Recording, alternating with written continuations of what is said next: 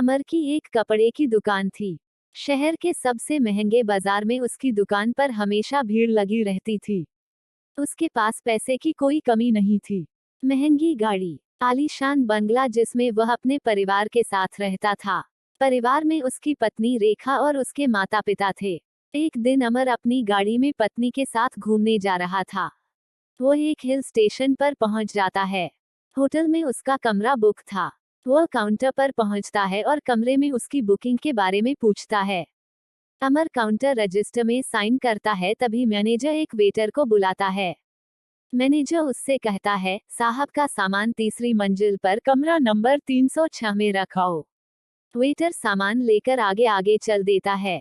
अमर और रेखा दोनों उसके पीछे पीछे चल देते हैं। लिफ्ट से होते हुए वे सभी कमरे में पहुंच जाते हैं।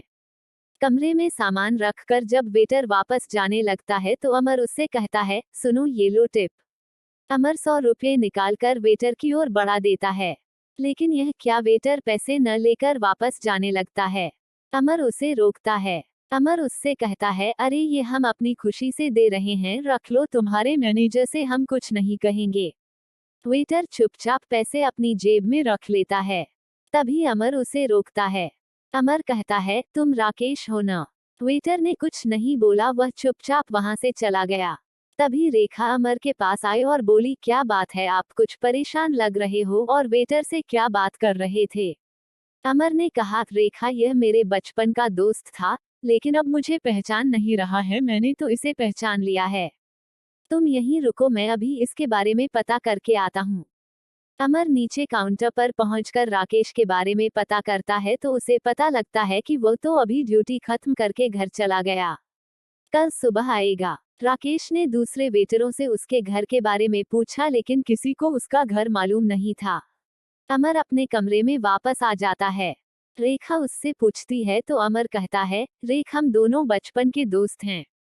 राकेश पढ़ने में बहुत तेज था, लेकिन फिर इसके पिता पर बहुत कर्ज हो गया था। इसके पिता अपना घर बेचकर कर्ज चुकाकर अपने परिवार के साथ कहीं चले गए। राकेश ने मेरी बहुत मदद की है। अगर वह नहीं होता तो मैं यहाँ तक नहीं पहुँच पाता। अगले दिन राकेश काम पर नहीं आया। राकेश के घर का पता भी नहीं लग पा रहा था। अमर और रेखा घूमने निकले, लेकिन अमर का मन किसी चीज में नहीं लग रहा था। वो हर समय राकेश के बारे में सोच रहा था। अगले दिन उनका होटल में आखिरी दिन था। होटल छोड़कर अमर ने सामने ही दूसरे होटल में कमरा ले लिया।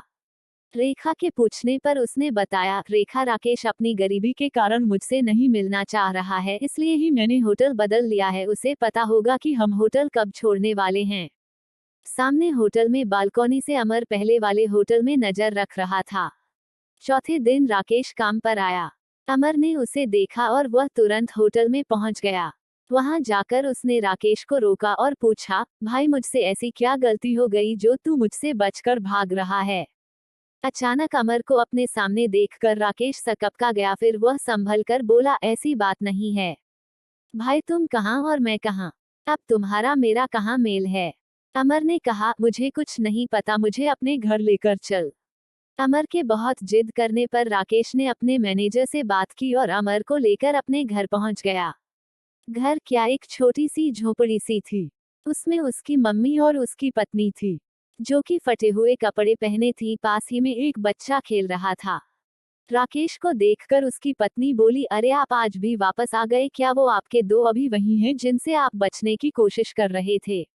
अमर पीछे ही खड़ा था। वह बोला, भाभी जी, मैं ही वो दोस्त हूँ जिससे यह बच रहा था। क्या मैं इतना घटी इंसान हूँ? क्यों माँ जी अपने भोला बेटे को भूल गईं? राकेश की बूढ़ी माँ ने चश्मा लगाकर ध्यान से देखा तो उनकी आंखों से आंसू निकल आए। अरे बेटा, मैं और राकेश तुझे हमेशा याद करते हैं। कभी कभी अखबार में तेरी दुकान का इश्तहार छपता है, उसमें तेरी फोटो देखकर ये तुझे बहुत याद करता है। अमर ने कहा, अरे तुम लोग इतनी परेशानी में हो क्यों भाई, तू मुझसे मिलने क्यों नहीं आया? राकेश ने अपने आंसू पोंछते हुए कहा, भाई मुझे लगा तू मुझ गरीब को पहचानेगा या नहीं, वहां कहीं तूने मेरी बेइज्जती कर दी। तभी राकेश की पत्नी बोली, भैया इनकी कोई गलती नहीं है, आप ही देखो हम किस हाल में हैं। ऐसे में तो अपने भी मुंह मोड़ जाते हैं। इन्हें इसी बात का डर था। खैर आप बैठो, मैं आपके लिए चाय बनाती हूँ। अमर बोला, चल अपना सामान बांध ले, मेरे साथ चल, दोनों भाई मिलकर दुकान चलाएंगे। मेरी 3 दुकानें हैं जो मुझसे नहीं संभल रही हैं।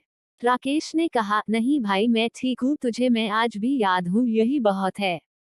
अमर ने उसे डांटते हुए कहा, तेरा तो मुझे पता नहीं, लेकिन अपनी माँ और भाभी को मैं इस हाल में नहीं देख सकता, मैं इन्हें ले जा रहा हूँ, तेरा मन हो तो आ जाना।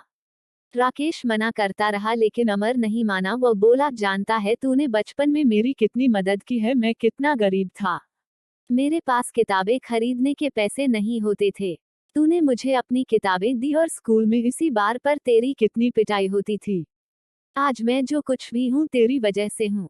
वैसे बाबूजी कहाँ गए? राकेश बोला, भाई वो तो गांव छोड़ने के 6 महीने बाद ही खत्म हो गए। उन्हें लग रहा था उनकी वजह से उनका परिवार मुसीबत में है। तब से हम ऐसे ही गुजर बसर कर रहे हैं। अमर उन्हें सामान बांधने का बोलकर वापस होटल आया और रेखा को सारी बात बताई। रेखा बहुत खुश हुई, उसका पति अपने दोस्त की मदद कर रहा है। दोनों ने जाकर राकेश का सारा सामान ट्रक में चढ़वाया और उन्हें अपने घर ले आए। वहां दोनों भाइयों की तरह रहने लगे। राकेश अब धीरे धीरे काम सीखने लगा। अमर ने एक दुकान की पूरी जिम्मेदारी राकेश को सौंप दी थी। इस तरह एक दोस्त ने अपने दोस्त का कर्ज चुकाया।